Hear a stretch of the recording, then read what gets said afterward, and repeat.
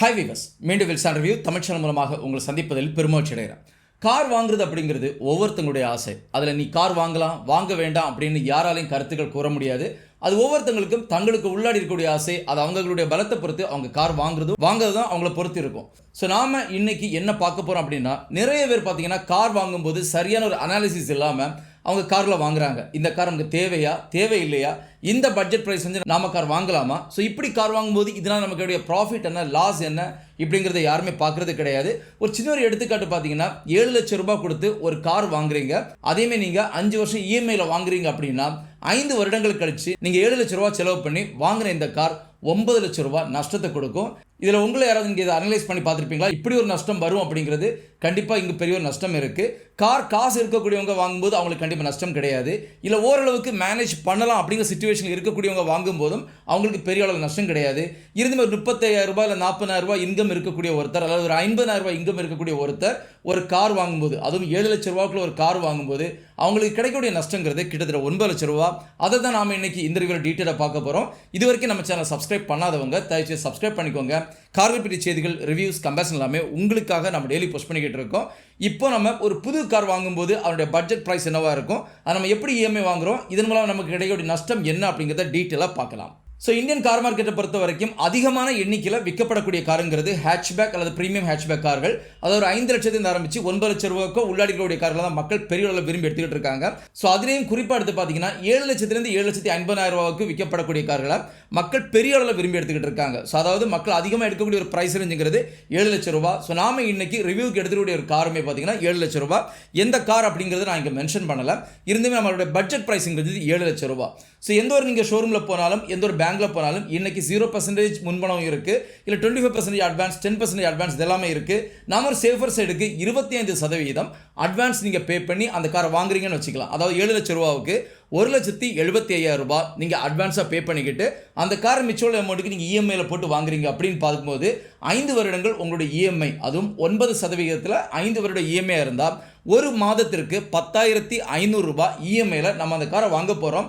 இன்னைக்கு 35,000 ரூபாய், 40,000 இல்லை 50,000 சேலரியில் இருக்கக்கூடிய ஒருத்தர் எண்ணக்கூடியதுமே அதுதான். நம்ம இந்த ஒரு சேலரி வாங்குகிறோம், இந்த சேலரியில் நம்மளால் 10,000 ரூபாய் மிச்சம் பிடிக்க முடியும்.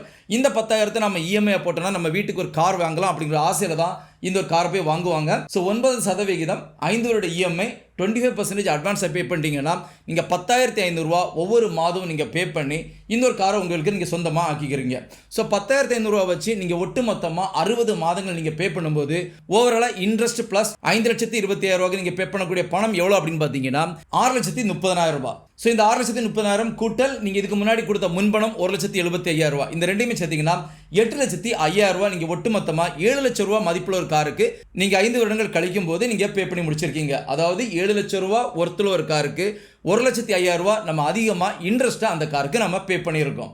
இதை கடந்து அந்த காரில் என்னென்ன விஷயங்கள் இருக்குது அப்படிங்கிறத பார்க்கலாம். சர்வீஸ் காஸ்ட்டை பொறுத்த வரைக்கும் முதல் வருடத்தில் மேக்ஸிமம் ஒரு 6,000 7,000 இருக்கலாம். 2வது வருடத்துக்கு போகும்போது அது ஒரு 12,000 மாறும். 3, 4, 5 இந்த வருடங்களுக்கு எல்லாம் போகும்போது 15, 20, 25 இப்படி நம்ம மாறி போய்கிட்டு இருக்கோம். ஸோ ஆவரேஜாக நாம் ஒரு வருஷத்துக்கு 15,000 ரூபாய் சர்வீஸ் காஸ்ட் வரும் அப்படிங்கிற அடிப்படையில் பார்த்தீங்கன்னா 5 வருடத்துக்கு ஒட்டுமொத்தமாக நீங்கள் 75,000 ரூபாய் சர்வீஸ் காஸ்ட்டாக இந்த ஒரு காருக்கு நீங்கள் பே பண்ண போகிறீங்க. 3வதாக இன்சூரன்ஸை பொறுத்த வரைக்கும் மினிமம் 30,000 ரூபாய்க்கு நீங்கள் இன்சூரன்ஸ் எடுத்தால் தான் அது உங்களுக்கு ஒருத்தான ஒரு இன்சூரன்ஸாக இருக்க போகுது. ஸோ 30,000 ரூபாய் இன்சூரன்ஸை நீங்கள் 5 வருஷத்துக்கு பார்த்தீங்கன்னா கிட்டத்தட்ட 1,50,000 ரூபாய் நீங்கள் இன்சூரன்ஸாக அந்த காருக்கு நீங்கள் பே பண்ணுறீங்க. இதை கடந்து நீங்கள் பெட்ரோல் போடுறது ஆவரேஜாக ஒரு காரை ஒரு மாதத்திற்கு 500 கிலோமீட்டர் வரைக்கும் அவங்க பயன்படுத்துகிறாங்க. 500 கிலோமீட்டருக்கு கீழே அவங்க பயன்படுத்துகிறவங்களா இருந்தால் என்னை பொறுத்த வரைக்கும் கார் இங்கே வாங்கவே வேண்டாம், உங்களுக்கு கண்டிப்பாக கார் தேவை கிடையாது. ஸோ 500 கிலோமீட்டர் நீங்கள் பயன்படுத்துகிறதா இருந்தால் ஓவராலாக இந்த 60 மாதத்துக்கு நீங்கள் யூஸ் பண்ணக்கூடிய பெட்ரோலுங்கிறது 2,000 லிட்டர். ஸோ இன்னைக்குள்ள கரண்ட் ப்ரைஸ் ரேஞ்ச் 100 ரூபா எடுத்துக்கோங்க. 5 வருடங்கள் கழிச்சு என்ன ப்ரைஸ் ரேஞ்ச் இருக்கும் நமக்கு தெரியாது. நம்ம ரொம்பவே மினிமமாக இருக்கக்கூடிய ஒரு பட்ஜெட்டில் இருக்கக்கூடிய அந்த ப்ரைஸ் ரேஞ்ச் தான் எடுத்துக்கிறோம்.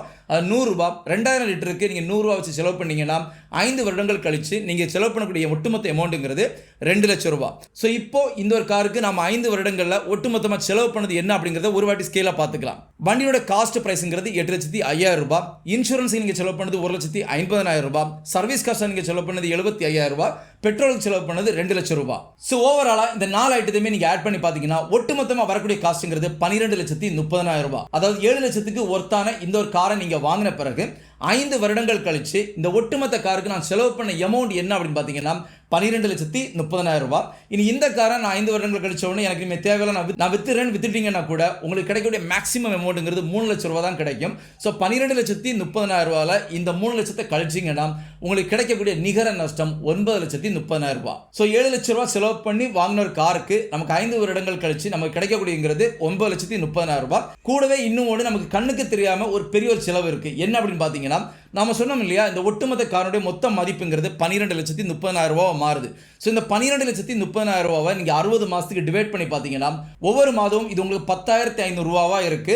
நம்ம முதல்ல சொன்னது மாதிரி நமக்கு இஎம்ஐங்கிறது 10,000 ரூபாய் தான். அதாவது 7 லட்சம் ரூபாய் காரில் 1,75,000 ரூபாய் அட்வான்ஸ் பே பண்ணி மிச்சம் இருக்கக்கூடிய அமௌண்ட்டுக்கு 9% வட்டியோட நம்ம இஎம்ஐ கொடுக்கக்கூடியது ஒரு மாசத்துக்கு 10,000 ரூபாய். ஸோ 5 வருடங்கள் கழிச்சு மொத்த காருடைய வேல்யூவை நீங்கள் டிவைட் பண்ணி பார்க்கும்போது அங்கே உங்களுக்கு வரக்கூடியது ஒரு 10,000 ரூபாய் மாசம் உங்களுக்கு செலவு வருது. ஸோ இந்த ரெண்டையுமே ஆட் பண்ணி பார்த்தீங்கன்னா ஒவ்வொரு மாதத்திலையுமே நீங்கள் உங்கள் காருக்காக செலவு பண்ணக்கூடிய அமௌண்ட்டுங்கிறது 10,000ங்கிற இஎம்ஐ மட்டும் கிடையாது, 20,000 ரூபாய். இதை யாருமே எதிர்பார்க்கறது கிடையாது. இப்போ யோசிச்சு பாருங்க, 35,000 ரூபாய் அல்லது 40,000 ரூபாய் சேலரி இருக்கக்கூடிய நீங்கள் இந்த ஒரு காரை வாங்கும்போது உங்களுக்கு ஒரு மாதம் செலவாகிறது கிட்டத்தட்ட 20,000 ரூபாய். அதை உங்களுடைய சேலரியில் 50% நீங்கள் உங்கள் காருக்காக செலவு பண்ணுறீங்க அப்படின்னா கண்டிப்பாக உங்களுடைய க்ரோத்துங்கிறது, உங்களுடைய ஃபேமிலி க்ரோத்துங்கிறது கண்டிப்பாக கீழே தான் போகும். உங்களால் முன்னுக்கு வர முடியாது அப்படிங்கிறது ஒரு நிதர்சனமான ஒரு உண்மையாக இருந்துகிட்டு இருக்கு. ஸோ 7 லட்சம் ரூபாய் செலவு பண்ணி கார் வாங்கக்கூடியவங்களுக்கு மாதம் 10,500 ரூபாய் இஎம்ஐ கிடையாது.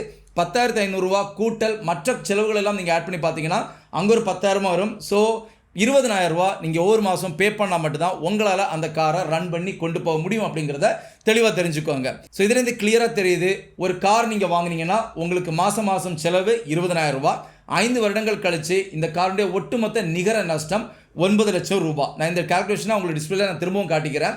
இனி இதை கடந்து நம்ம இன்னொரு விஷயத்தை பார்ப்போம். அதாவது இன்னைக்கு சேவிங் ஸ்கீமை பொறுத்த வரைக்கும் கோல்டில் சேவிங் ஸ்கீம் இருக்குது, அதில் மியூச்சுவல் ஃபண்டில் சேவிங் ஸ்கீம்ஸ் இருக்குது. ஸோ இந்த மாதிரி நிறைய சேவிங் ஸ்கீம் இருக்குது. இதில் மியூச்சுவல் ஃபண்ட் எடுத்தீங்கன்னா நம்ம அட்வான்ஸாக பே பண்ண 1,75,000 விட்டுருங்க. இதை கடந்து மாதம் நீங்கள் 10,000 ரூபா பே பண்ணிட்டு இருக்கீங்க இல்லையா, இந்த 10,000 ரூபாவை நீங்கள் டேரெக்டாக இந்த மியூச்சுவல் ஃபண்டில் எந்த ஃபண்டாக இருக்கட்டும், அதாவது ஸ்மால் ஸ்கேலாக இருக்கட்டும், எந்த ஒரு ஃபண்டாக இருக்கட்டும், அந்த ஃபண்டில் நீங்கள் மாதம் 10,000 ரூபா போட்டுட்டு வரீங்கன்னா மினிமம் 10% இன்ட்ரெஸ்ட்டே இருக்கட்டும் மேம். நீங்கள் 5 வருஷங்கள் கழித்து நீங்கள் 10,000 வச்சு போட்டு வந்தீங்கன்னா நீங்கள் பே பண்ணுறது 6 லட்சம் ரூபா. நீங்கள் உங்களோட மியூச்சுவல் ஃபண்டில், அதாவது உங்களோட டெபாசிட்டில் மியூச்சுவல் ஃபண்டில் சேவிங்ஸாக வைக்கும்போது 5 வருடங்கள் கழித்து நான் இதை வந்து பின்வாங்கிக்கிறேன், நான் இந்த ஃபண்ட் எல்லாமே ரிட்டர்ன் எடுக்கிறேன்னு எடுத்தீங்கன்னா உங்களுக்கு கிடைக்கக்கூடிய லாபங்கிறது 3 லட்சம். ஸோ 6 லட்சம் ரூபாய் நீங்கள் டெபாசிட் பண்ணது, இன்ட்ரெஸ்ட் உங்களுக்கு கிடைக்கிறது 3 லட்சம். அதாவது உங்களுக்கு 9 லட்சம் ரூபா உங்கள் கையில் வரும். ஸோ இப்போ கிளியர் கட்டாக எடுத்துக்கோங்க, 7 லட்சம் ரூபாய் செலவு பண்ணி ஒரு காரை நீங்கள் வாங்கினீங்கன்னா 5 வருடங்கள் கழித்து உங்களுக்கு நஷ்டங்கிறது 9 லட்சம். அதே நீங்கள் இஎம்ஐ கட்டக்கூடிய இந்த அமௌண்ட்டை மியூச்சுவல் ஃபண்ட் ஸ்கீமில் ஒரு சேவிங் ஸ்கீமாக நீங்கள் அங்கே போட்டிங்கன்னா உங்களுக்கு அங்கே கிடைக்கக்கூடிய லாபங்கிறது 9 லட்சம். ஸோ 5 வருஷங்கள் கழித்து உங்கள் கையில் 9 லட்சம் ரூபாய் இருக்கணுமா, இல்லை 9 லட்சம் ரூபாய்க்கு நஷ்டப்பட்டு நிற்கணும் அப்படிங்கிறத இப்போ முடிவு பண்ண வேண்டியது நீங்கள் தான். நான் திரும்பவும் சொல்லிக்கிறேன், கார் வாங்கணும் அப்படிங்கிறது ஒருத்தருடைய ஆசையாக இருக்கலாம். அந்த ஆசைக்கு உள்ளே போய் நாம நீங்கள் கார் வாங்குங்க வாங்க வேண்டாம் அப்படின்னு நம்ம சொல்ல முடியாது. பட் கார் வாங்கும்போது எல்லாருமே ஒரு சின்ன ஒரு அனாலிசிஸ் பண்ணுவாங்க, நம்ம கார் வாங்கலாமா வேண்டாமா அப்படிங்கிறது. ஸோ எப்போவுமே நம்ம பார்க்கக்கூடிய ஒரு அனாலிசிங்கிறது இஎம்ஐங்கிற ஒரு காஸ்ட் மட்டும்தான். எங்கே நம்ம அடிபடுறோம் அப்படின்னா இஎம்ஐக்கு கூட எனக்கு என்னென்ன எக்ஸ்பெண்டிச்சர் இருக்குது அப்படிங்கிறத யாரும் பார்க்குறது கிடையாது. அது மிகப்பெரிய ஒரு தவறு. நீங்கள் எப்போவுமே ஒரு கார் வாங்கும்போது இஎம்ஐக்கு கூட எனக்கு என்ன செலவாகும் அப்படிங்கிறத 5 வருடங்களுக்கு ஒட்டுமொத்தமாக கணக்கு போட்டு வகுத்து பார்த்தீங்கன்னா மட்டும்தான் தெரியும். ஸோ 7 லட்சம் ரூபாவுக்கு ஒரு கார் வாங்குறீங்க, அது 5 வருஷம் இஎம்ஐயில் போடுறீங்க அப்படின்னா உங்களுக்கு ஒரு மாதத்தினுடைய இஎம்ஐ 10,000 இருக்கும், செலவும் 10,000 இருக்கும். ஸோ இதன் மூலமாக நீங்கள் மாதம் 20,000 ரூபா பே பண்ணுறீங்க. 40,000 ரூபாய் சேலரி இருக்கக்கூடிய ஒரு ஆள் 20,000 ரூபா பே பண்ணுறாங்கன்னா 50% அவங்க பே பண்ணுறாங்க. இது எல்லாமே கடந்து 5 வருடங்கள் கழித்து உங்களுக்கு கிடைக்கக்கூடிய நிகர நஷ்டம் ஒரு கார் வாங்கும்போது 9 லட்சம். அதே இந்த இஎம்ஐ கட்டக்கூடிய 10,000 ரூபாவை நீங்கள் ஒரு சேவிங்ஸ் ஸ்கீமில் போட்டிங்கன்னா உங்களுக்கு கிடைக்கக்கூடிய நிகர லாபம் 9 லட்சம். ஸோ இப்போ நீங்கள் தெளிவாக எடுத்துக்கோங்க, ஒரு கார் வாங்கணுமா வேண்டாமா அப்படிங்கிறது. கண்டிப்பாக தேவைன்னா மட்டும் கார் வாங்குங்க, இல்லைன்னா கார் வாங்காதீங்க. இன்னைக்கு இருக்கக்கூடிய சூழ்நிலையில் கார் வாங்காமல் இருக்கிறது மிக நல்லது. அப்படியே கண்டிப்பாக வேணும்னா நீங்கள் ரெண்டலுக்கு எடுத்து ஓட்டலாம், இல்லை லீஸுக்கு எடுத்து ஓட்டலாம். இப்படிப்பட்ட ஆப்ஷனை பார்த்துக்காங்க. இதை கடந்து எனக்கு ஒரு கார் வாங்கணும்னா யூஸ்டு கார் நிறைய இருக்குது, அதை பார்க்குறது ஒரு பெட்டரான ஆப்ஷனாக இருக்கும். புது காருக்கு போகிறத விடையும் யூஸ்டு கார் கண்டிப்பாக ஒரு பெர்ஃபெக்டான ஆப்ஷனாக இருக்கும் அப்படிங்கிறது என்னுடைய தனிப்பட்ட கருத்து. ஸோ நான் இன்னைக்கு கொடுத்த இந்த ஒரு ரிவ்யூ கண்டிப்பாக உங்களை ஃபுல்ஃபில் பண்ணியிருக்கேன் நம்புறேன். இன்னொரு உங்களை சந்திக்கிற வரைக்கும் உங்களிடமிருந்து விடைபெறுவது உங்களுடைய அன்பின் விவேக். தேங்க்யூ.